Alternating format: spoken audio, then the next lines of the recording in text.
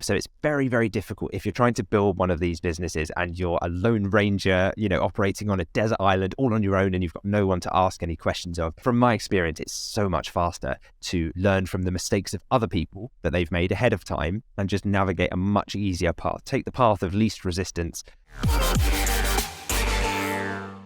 We'll dive straight into what the first tactical steps would be. So first thing is first, I would have to decide on I want an online business because I want to be able to run it from anywhere. So what kind of online business do I go for? And there are a few options. I've got a few here that certainly I considered when starting out. So there were things like Amazon FBA, where you'd order products in from China. Now, for me, that was a big risk because I thought, I can use tools like Jungle Scout and, these product research tools. But ultimately, I could order them and then there could be some problem with the products. And I've just dropped 5K on loads of products in a shipping container that make it over and they're all damaged or they're all faulty or, there's some reason why Amazon won't take them.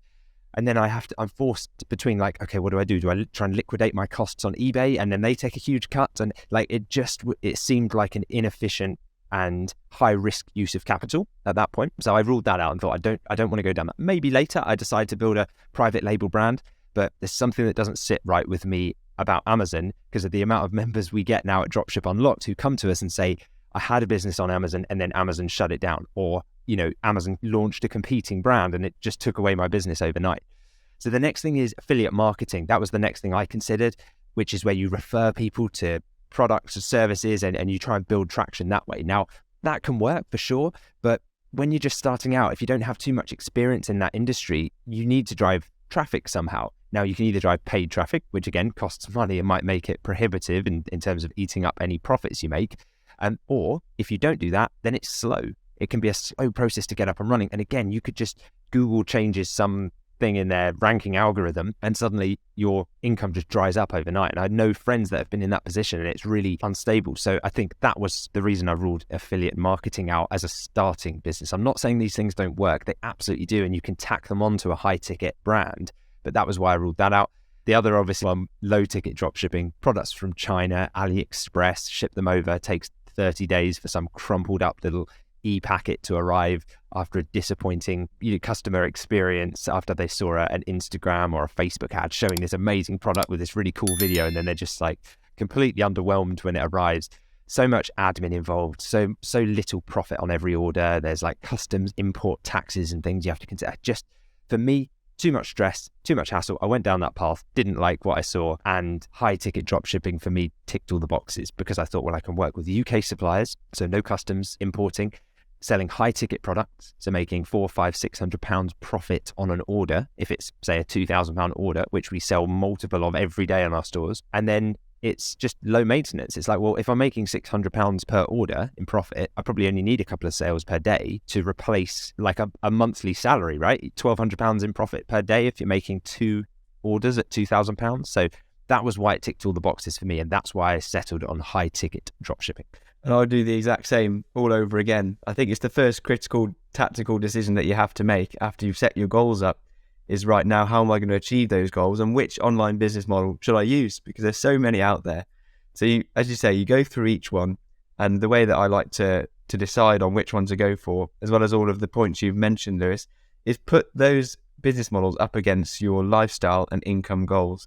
And which one of those business models is going to allow you to live that lifestyle that you want? So going back to my lifestyle that I wanted to have was to leave the 9 to 5 quickly and also not have to be constantly chasing people or chasing orders from low ticket, doing lots of admin. I wanted to be able to outsource the admin side of the business as quickly as possible so I could do what I wanted, exactly go to the gym in the morning, go to the beach in the afternoon, and that sort of thing. That was my ideal lifestyle that I had in mind.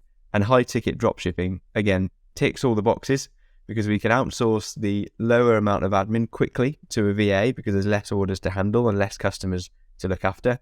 And also because of the high ticket nature and the high profit per order, it won't take long before I can quickly replace that salary that I needed to get. So if you think about each order giving you a profit of about £300 and I wanted to cover a salary of £2,000, I'd only need 6 or 7 orders per month in order to cover that salary that I had. And that was a very manageable in my mind that I could achieve that level of orders. And so high ticket dropshipping would be my decision And it would be my decision again in terms of which business model to choose and to go after. So the next thing I do is I would find my tribe. So it's very, very difficult if you're trying to build one of these businesses and you're a lone ranger, operating on a desert island all on your own and you've got no one to ask any questions of. From my experience, it's so much faster to learn from the mistakes of other people that they've made ahead of time and just navigate a much easier path. Take the path of least resistance to the end goal. There are people who've done this before. Don't try and reinvent the wheel. So I would say, who else is looking to achieve what I'm trying to achieve and who else has already achieved it? Who can I learn from? How can I shortcut that route to success? So I'm still going to have to put in the work, but how can I just navigate a path where I know that it's a proven road map that we can actually get up and running with? So yeah, I'd, find mentors, I'd find a tribe, I'd find a group of people, whether that's online or whether that's in person. You've got to get around other like-minded people. And because I think what that does as well is it raises the glass ceiling of what you believe is possible. You think, oh, okay, if I could make a couple of sales a day, I could maybe make like £500-600 in profit per day. And then you meet someone who does £30,000 in sales per day. And you're like, oh, wow, I was just scratching the surface. And, but the person who's making £30,000 in sales per day meets the guy or the girl who's making £100,000 in sales. And then their mind is blown by it. So it's like, there's so much power in unlocking your limiting beliefs by getting around other people who are way ahead of where you are now. It's one of the best tips I could give. Absolutely. And think about, if you're trying to achieve something that you've never achieved before, then you need to surround yourself with people that have achieved that before and can tell you the exact steps to get there.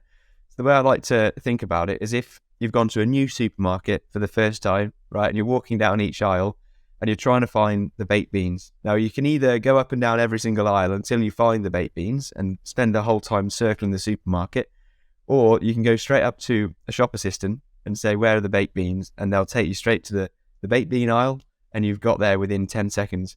And it's the exact same way that I think about mentorship and getting around people that have already achieved the goals that you want to achieve. You can either take the long route and decide to do all the aisles yourself until you find that goal that you're searching for, which you'll eventually find, but it's going to take you a lot longer and a bit more stress and hassle to get there.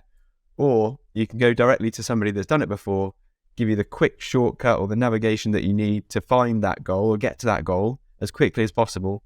And then you can reach it with a lot less stress and less hassle to get there. So think about that when you're trying to achieve a new goal. Think about who can you get around that's already achieved it. And also there's something to be said about getting around a tribe of people that are also trying to achieve that goal.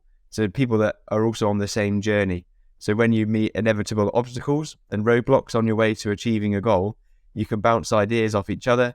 You can help each other out because you're all in that sort of collective mindset. You've all got the same goal that you're aiming for. And that makes a huge difference. When things do get difficult, you've got people to rely on, you've got that support, and you've also got the tactical knowledge and tips and tricks that you can use to eventually get to your goals.